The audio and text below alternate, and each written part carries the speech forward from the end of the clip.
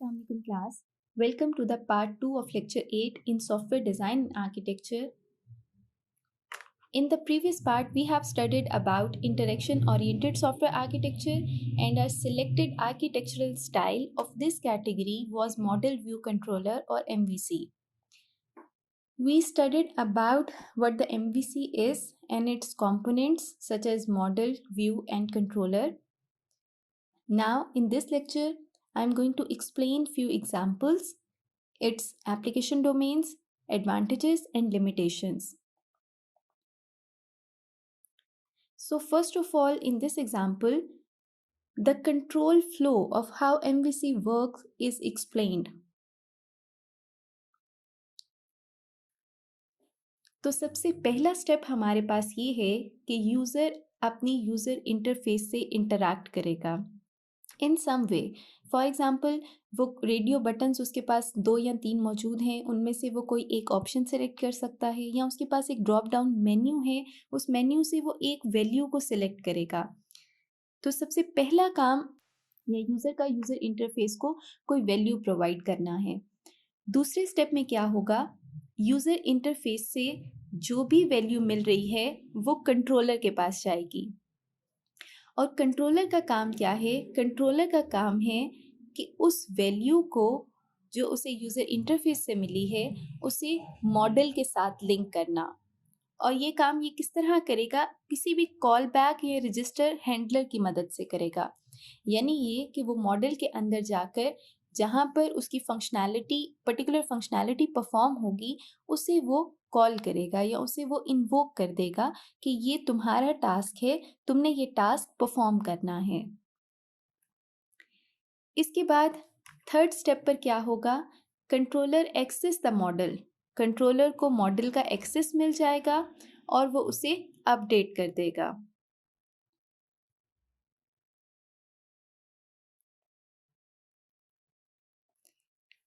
Fourth step पर view uses the model to generate an appropriate user interface. Model में update होने के बाद जो भी अपडेट हमारा परफॉर्म हुआ वो आपके व्यू पे रिफ्लेक्ट होगा. ठीक है. और इसका लास्ट स्टेप ये कह रहा है कि the user interface waits for further user interaction which begins the cycle in you. इसका मतलब ये है कि ये 4 स्टेप जब परफॉर्म हो जाएंगे उसके बाद यूज़र दोबारा आपका जो सिस्टम है वो दोबारा से किसी यूज़र इंटरफेस का वेट करेगा, दोबारा से यूज़र इंटरेक्शन का वेट करेगा आपका सिस्टम जब एक बार 4 स्टेप्स कंप्लीट हो जाएंगे.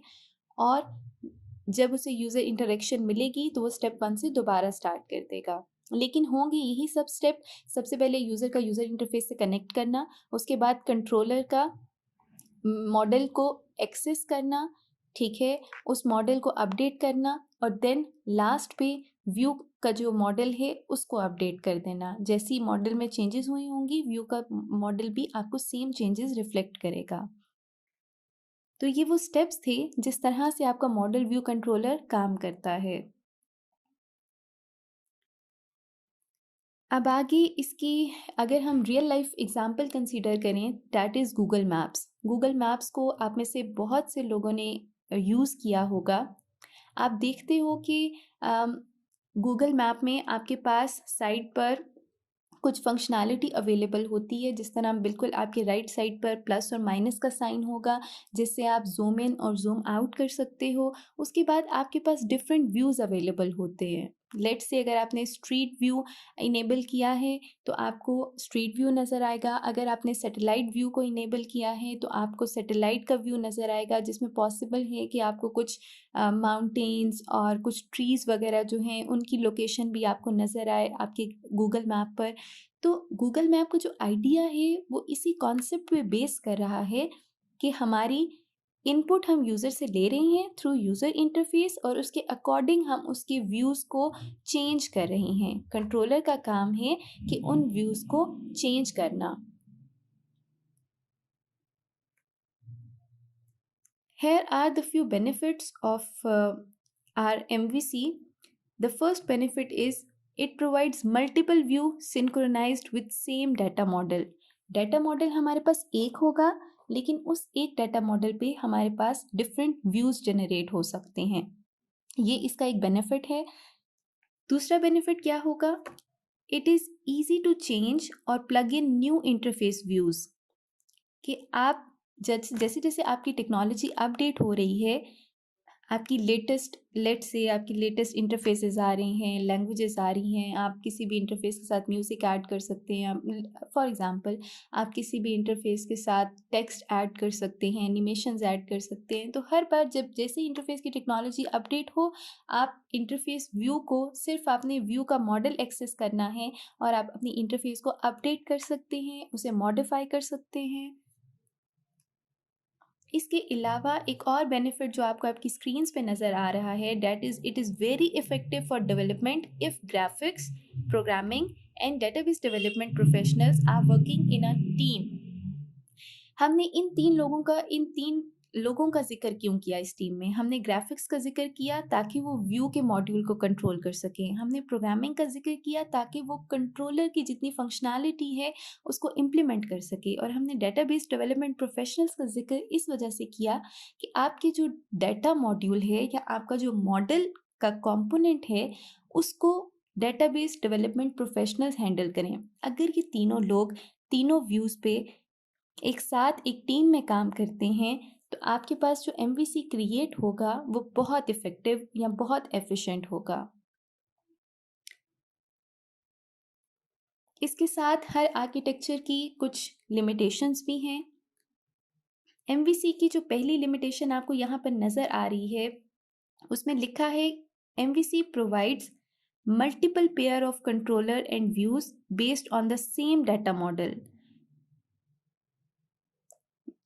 So if the data model is changed, it becomes very expensive to update your MVC architectural style.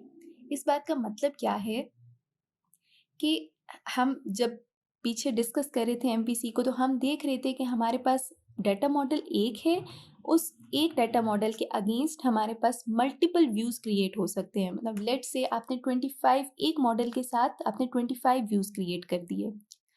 लेकिन अगर हमारा मॉडल ही चेंज हो जाए, अगर मॉडल चेंज हो जाए, तो फिर इस पूरी चीज़ को कंपनसेट करना बहुत एक्सपेंसिव हो जाता है।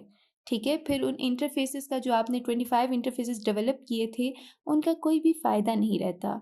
फिर आपको न्यू मॉडल के लिए सब काम दोबारा से करना पड़ता है। आपको कंट्रोलर की फंक्शनैलिटी दोबारा इम्प्लीमेंट करनी पड़ेगी, आपको व्यूज़ दोबारा से क्रिएट करना पड़ेंगे। तो मॉडल को चेंज करना बहुत एक्सपेंसिव काम है यहाँ पर। और दूसरी limitation, the division between the view and the controller is not clear in some cases. कुछ केसेस में ऐसा भी होता है जहाँ पर व्यू और कंट्रोलर की जो फंक्शनैलिटी है उसको सेपरेट करना मुश्किल हो जाता है। जिस तरह हमने देखा था कि आपका जो व्यू का पार्ट है वो बेसिकली यूज़र इंटरफेसेस को या यूज़र इंटरैक्शंस को हैंडल कर रहा है। तो sometimes it becomes confusing with the controller part, कि कंट्रोलर का पार्ट किस तरह से मतलब बाज़ औक़ात ऐसा हो सकता है कि कंट्रोलर के पार्ट में आप व्यू की कोई फंक्शनैलिटी ऐड कर दें, जो कि व्यू को हैंडल करना थी। तो कुछ केसेस में ये सिचुएशन भी होती है, क्लियर डिस्टिंक्शन आपको नहीं मिलती, ये व्यू और कंट्रोलर की जो लाइन है वो ज़रा ब्लर हो जाती है। तो उस केस में आपका जो एमवीसी है ये आपको उस तरह के इफ़ेक्टिव या एफिशिएंट रिज़ल्ट प्रोड्यूस करके नहीं देता जैसा इसको करना चाहिए था। So, summarizing the whole lecture, we have seen what the interaction oriented software architecture is. We have studied that it is basically the complete system is composed of three components: data module, view module, and controller module. And based on the same idea, we have studied the MVC.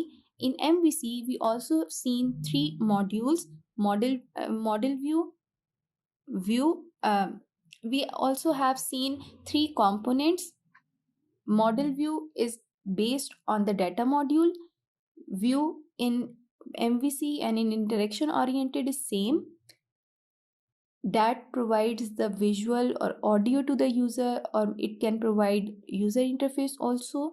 And in the third component, controller, in interaction oriented, and in MVC, it reflects the same idea, it performs the same functionality, components को interact करवाना, components को initialize करना, या data और view के अलावा जितनी भी functionality है वो controller provide करता है।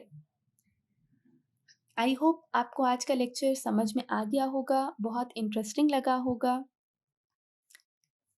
नेक्स्ट लेक्चर पे हम एक और आर्किटेक्चरल स्टाइल जो कि शेयर्ड आर्किटेक्चरल पैटर्न है उसको हम स्टडी करेंगे।